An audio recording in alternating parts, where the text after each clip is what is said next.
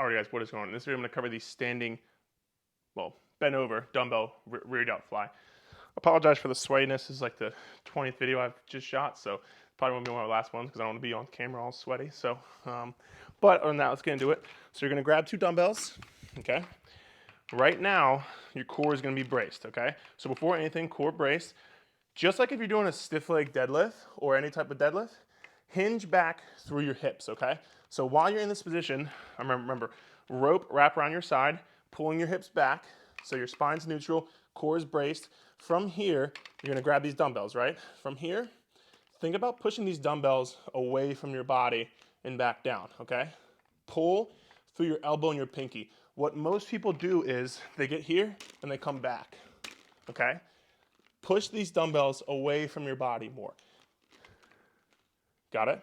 So instead of going back, pull through your pinkies, okay? Or I tell people, pull through your pinkies and pull through your elbow being up. So right there, as opposed to there. I'm gonna show you front view.